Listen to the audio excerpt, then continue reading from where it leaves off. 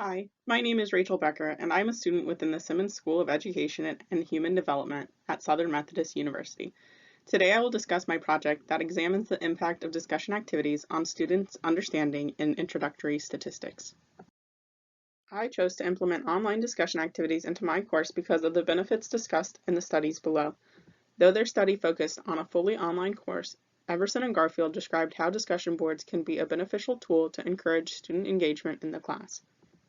Students that might be more hesitant or reserved during face-to-face class activities might be more willing to participate in online conversations.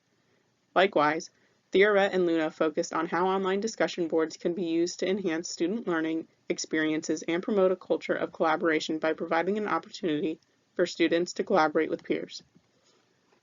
Though it is important to note that studies suggest that scaffolding is a necessary component for online discussion activities, Sass et al. Cites that too much scaffolding can restrict the student's ability to create meaningful conversations. My study differs from previous studies because I am looking at the impact of a voluntary discussion board that is meant to provide students with a platform for collaborative questioning. In other words, students are able to post and answer any content questions they have pertaining to the class on the Canvas discussion board and are not limited by set prompts.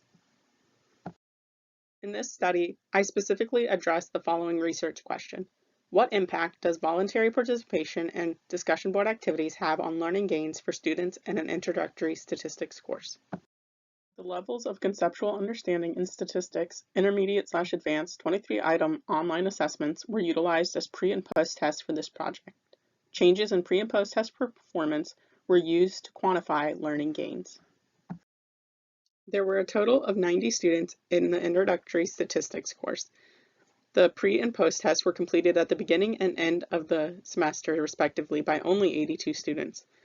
Throughout the semester, there were 4 discussion board opportunities available to students. Discussion boards were provided as a platform through which students could pose questions about content in the class.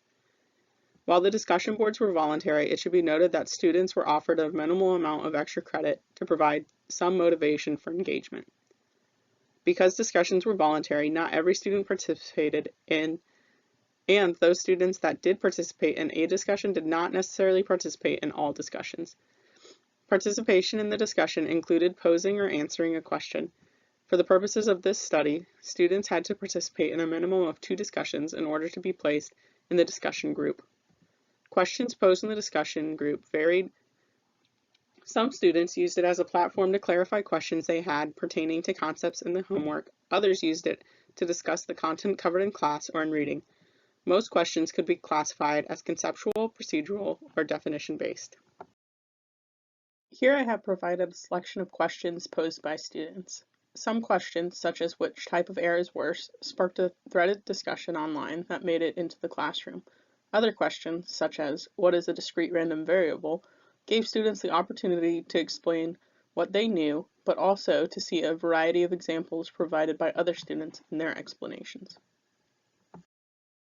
Because students self-selected into the discussion group, propensity score matching was utilized to subset the sample. Through this technique, I used a logistic model with a binary indicator for discussion group as the dependent variable and demographic information and pretest grades as the independent variables. Students in the discussion group were then matched to their closest propensity score partner in the non-discussion group. This created a new control group that had a similar probability of being in the discussion group.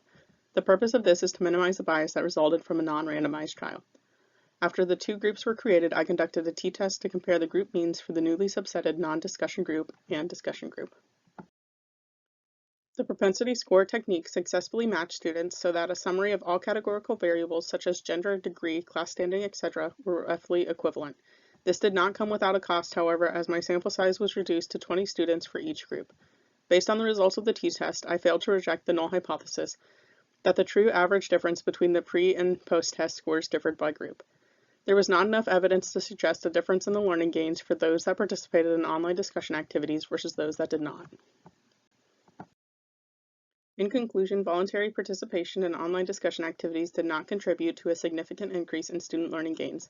This study was limited by the sample size, lack of in-depth demographic information, and a fuzzy participation threshold.